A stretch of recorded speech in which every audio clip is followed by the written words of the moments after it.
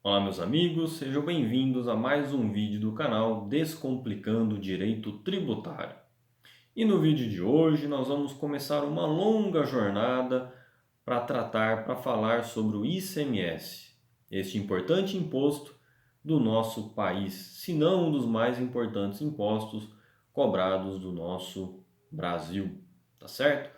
No vídeo de hoje nós vamos começar algumas introduções, algumas características deste imposto, vamos falar da nomenclatura deste tributo e vamos falar também dos seus contribuintes, um pouco de substituição tributária, porque não dá tempo de falar sobre todos os detalhes.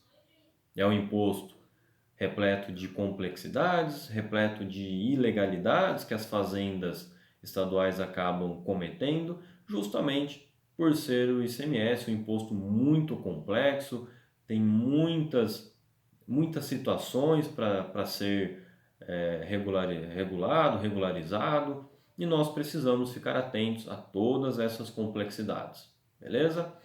É um imposto que acaba gerando, por conta dessas complexidades, muitas teses para recuperação de créditos que o contribuinte acaba tendo por direito.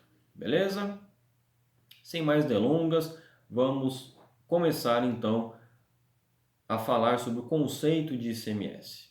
Bom, antes disso, nós temos que saber que o ICMS foi introduzido no nosso ordenamento jurídico com a emenda 18 de 1965 e que ele ainda era conhecido como ICM sem a letra S e que ele só ganhou a letra S de serviço com a nossa atual Constituição de 88, beleza?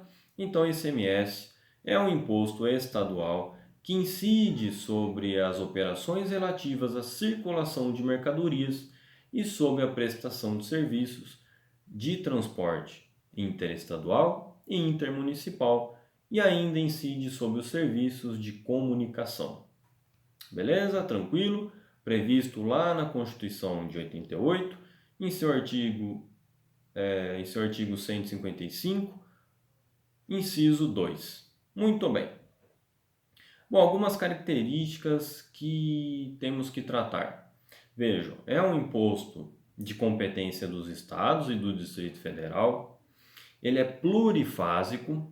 Por que ele é plurifásico? Porque ele vai incidindo em cada operação. Então, cada vez que um contribuinte circula a mercadoria, incide o ICMS sobre o valor agregado, tá certo? Então, por isso que ele é plurifásico. Em cada operação, em cada etapa das operações, incide novamente o ICMS. Mas ele é não cumulativo, porque justamente em cada valor agregado vai gerando um crédito que o contribuinte pode abater com o débito. Eu vou falar mais para frente num outro vídeo sobre a não cumulatividade, vou falar sobre um pouco mais sobre o valor agregado. Então nós vamos trabalhar cada um destes detalhes. Muito bem. O ICMS também é um imposto real, porque não importam as características pessoais do contribuinte. É um imposto proporcional, na medida em que aumenta a base de cálculo, aumenta o valor do imposto, tá certo? Vamos falar um pouco do sujeito passivo do ICMS, quem é o contribuinte.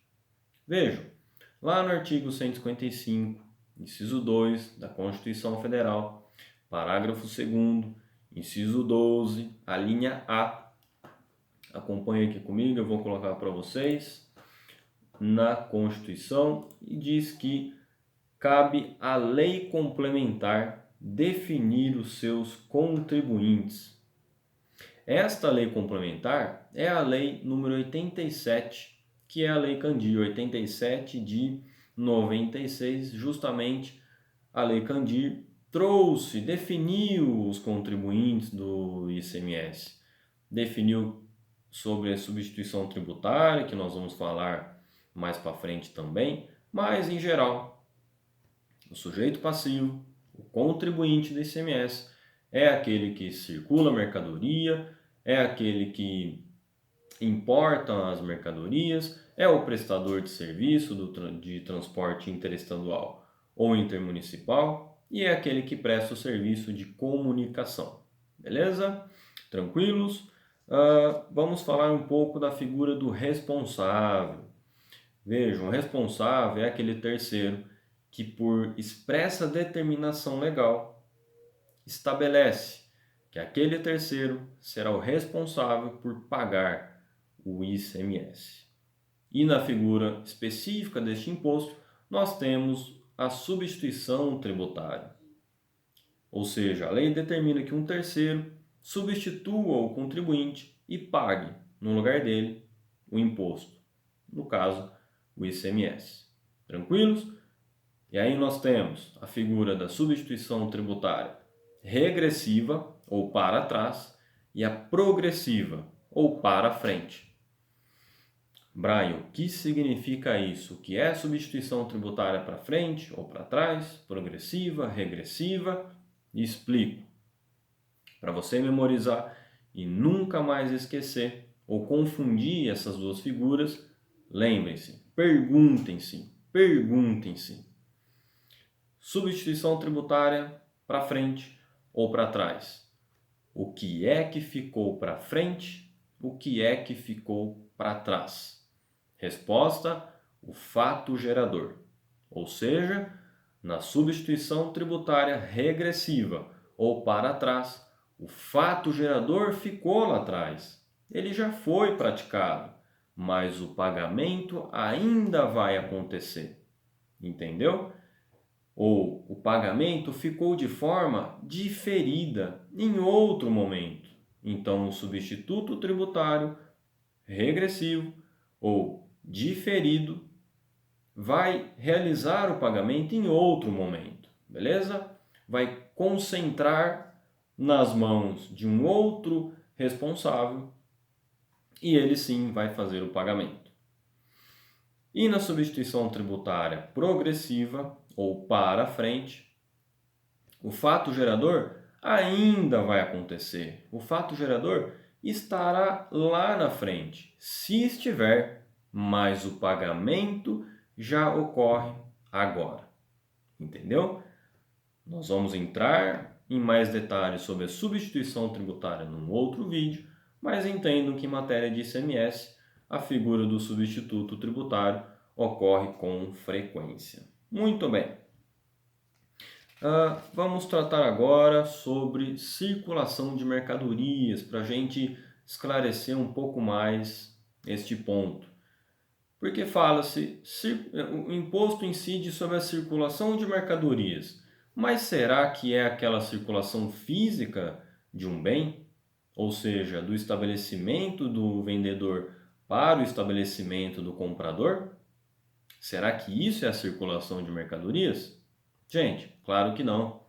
Nós estamos tratando aqui da circulação jurídica do bem, quando a titularidade jurídica do bem muda, altera-se do comprador, aliás, do vendedor, por exemplo, para o comprador. Do vendedor para o comprador. Quando a titularidade jurídica do bem muda, aí sim nós temos a incidência do ICMS. Beleza? Entendido isso? E o que é mercadoria? Mercadoria é aquele bem próprio para a mercância, própria para o mercado. Não pode ser a venda de um produto, não pode ser a venda de um produto esporádico. Eu tenho aqui um produto em casa, algo que eu não uso mais, eu acabo vendendo. Não é essa a incidência do ICMS, é aquela própria de mercado, da mercância. Esse é o bem próprio para incidir o ICMS, beleza? Vamos falar um pouco aqui de serviços de comunicação, que a Lei Candir, a Lei número 87 de 96, em seu artigo 2º, inciso 3, vou puxar aqui para vocês,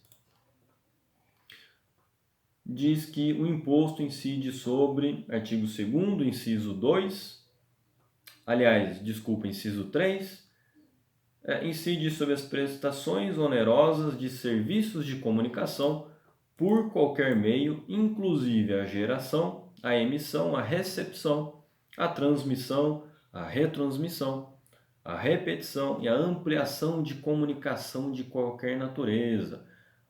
Porém, o STJ, no julgado de um recurso especial número 1.176.753, diz que as atividades meio não incidem o ICMS, beleza? As atividades meio para que possa ocorrer os serviços de comunicação.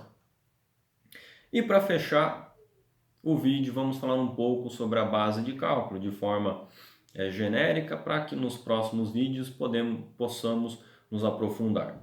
A base de cálculo do ICMS é o valor da operação, se você circula mercadorias, é o valor do serviço, se você é o prestador de um serviço de transporte interestadual ou intermunicipal, ou é um prestador de serviços de comunicação, é o valor da mercadoria, se você é um importador, ou o valor do bem importado. Somando-se na base de cálculo, nesse caso da importação, o IPI, o IOF e o imposto de importação, se houver. Tranquilos? Bom, nós temos ainda que falar sobre as alíquotas do ICMS, mas o vídeo já está ficando um pouco longo. Nós vamos falar sobre o diferencial de alíquota, que também é um tema muito polêmico, mas nós vamos deixar num vídeo específico das alíquotas do ICMS, beleza? Então, muito obrigado por você ter assistido o vídeo até aqui. É um vídeo introdutório do ICMS, nós vamos falar mais detalhes nos próximos vídeos. Então, gratidão se você gostou e até o próximo. Até mais!